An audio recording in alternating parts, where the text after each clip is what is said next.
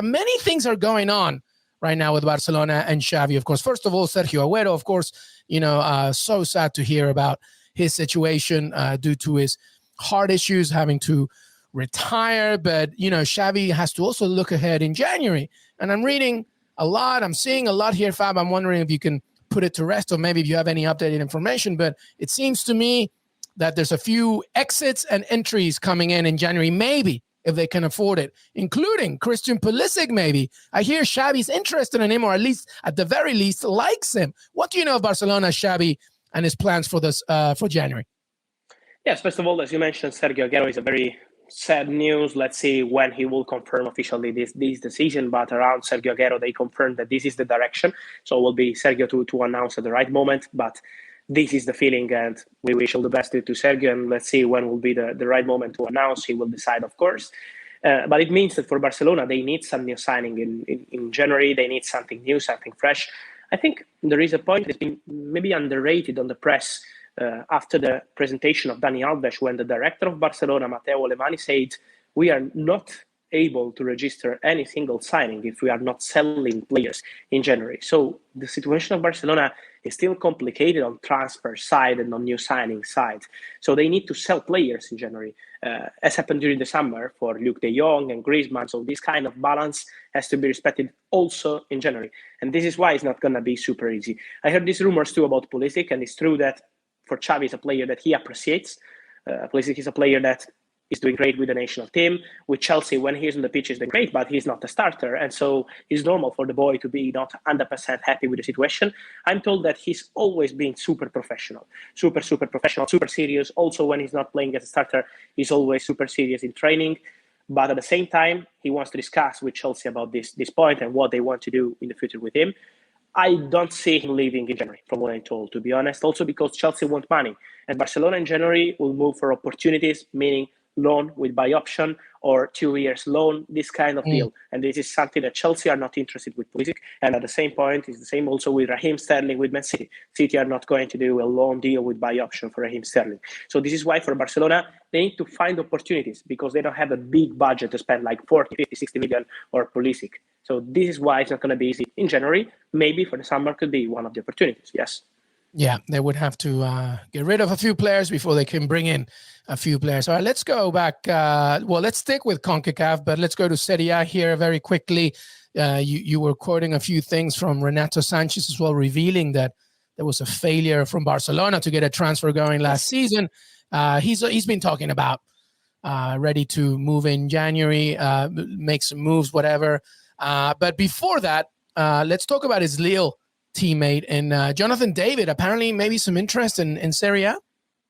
Yes, it's a possibility for Inter. They mentioned in France, and it's true that Inter are looking for this kind of player. They have opened no negotiation yet with Lille, but he's one of the players that Inter are watching. They want a new striker for next summer because, this summer they lost Romelu Lukaku and they signed Edin Dzeko, who is doing great, and Joaquin Correa. But Alexis Sanchez will leave Inter 100%. If it's not January, it will be next summer, but he's out of Inter project on long term. And so they need at least one new striker, if not two. And this is why they're looking for a young one. They had a meeting also with the agents of Karim Adeyemi, the fantastic talent of Salzburg, but it's not going to be easy to sign this boy, and I don't see him going to Inter, to be honest. Borussia Dortmund and Barcelona are super interested in this boy. For Jonathan David, Inter are not keeping tabs on him. They had some meetings to ask about this boy, but it's something not advanced yet. They will make their decision, I think, in April. But this is a very good striker, and so let's see also what will be the final price for Jonathan David. In January, I think it is simply impossible for Inter to sign him. And Renato Sanchez, first of all, you are mentioning one of the players I love because I think he's an amazing midfielder. And I want to tell you something behind the scenes. It was 6 years ago. I was in Malta with one of my best friends who is a journalist, and we were the only journalists to watch and follow live the under-17 Euros in Malta. It was July. Renato Sanchez was playing for Portugal. He was like 16 or 17. And I still remember I saw like 7 or 8 games of different national teams in this competition in Malta. And I always say, I see 7 games, 8 games, but the only player was on another level was Renato Sanchez. I fall in love with this boy.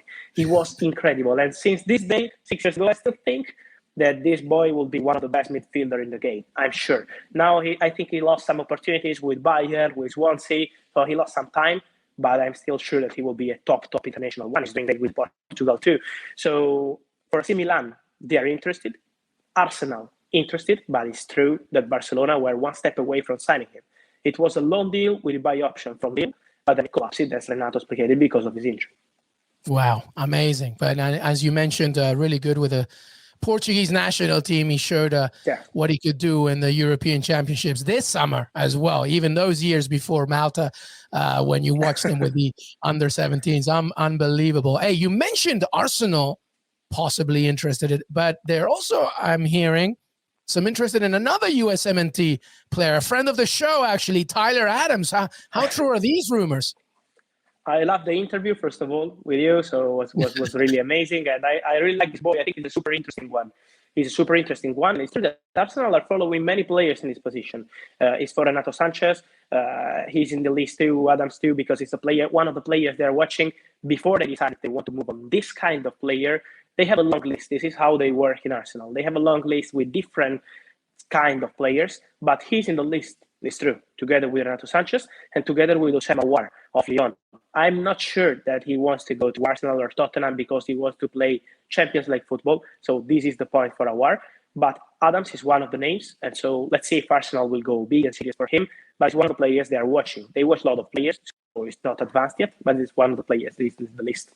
Oh, my God. American Arsenal fans will explode, I think, if Tyler Adams was ever to join the Gunners. Moving on and wrapping up here, Fab Romano, obviously, with the theme right now is CONCACAF USMNT, and MLS right now is going through playoffs, of course. And usually at the end of MLS, there's always the conversation of, well, how are some of the star players going to keep going? Because obviously MLS will be in the off season, but European clubs need some talent. They're always looking at talent. You mentioned as well earlier today about Jozy Altidore leaving Toronto. Let's begin with him. What's his plan with, now that he's planning to leave Toronto? Yes, it's not easy for him, I'm told, because he's Toronto legend, so appreciated by the fans. And so this decision was not an easy one also for the player, but it's done. They are working on the termination of the contract process. So he will be a free agent, and it will be announced in the coming days. So Altidore will leave Toronto, and they will have a place now, a new spot for a new signing for a designated player. And let's see, because they dream of Lorenzo Insigne in Toronto. They really dream of Lorenzo Insigne. I think, and I feel that it's going to be more than complicated because of the player. First of all, in January, nothing is going to happen. He's going to stay at Napoli until the end of the season to fight to win the Scudetto, the Serie A. But they are going to try again. I'm told that the proposal from Toronto is really a big one for Insigne. It's the biggest he received till now. So we are still in November, and he's going to be a free agent, maybe, if he's not going to agree with Napoli. What's going on with Napoli? Napoli offered him the same salary he's having right now, but with a different structure. It's 3.5 million per season net with 1.5 million add-ons. And he's now receiving 5 million salary net per season. So the player is not so happy. He's saying, you're offering me less than what I'm earning right now. So this is why it's seeing a situation is not easy. Toronto are trying, but it's going to be more than complicated. And let's see if maybe Giovinco will be the name, the comeback of Sebastian Giovinco. So they have some ideas. I think Insigne will be really difficult. Yeah, I think so, because obviously, as you mentioned, the search for Scudetto is going to be pretty much the most important thing from his side. You mentioned Daryl DK a few weeks ago. Orlando City are in the playoffs as well. As we tape this, you mentioned Italian clubs are interested. Has that list expanded, Fabrizio, or do the same clubs remain keen on the striker? No, the same clubs are keen, but also Bundesliga. Some Bundesliga clubs are keeping tabs on him. I'm told 3 days ago, in Bundesliga, they're always keeping an eye on the best American players, and they're doing so well. So this is why this market is still open, and for Daryl Dike, it will be an open race. But he's one of the players I will keep an eye, because he's perfect for European football, also because of his physical structure. He's perfect for European football, for Bundesliga, for Serie A. And so, yes, he's one of the players to watch. Let's see what is going to happen.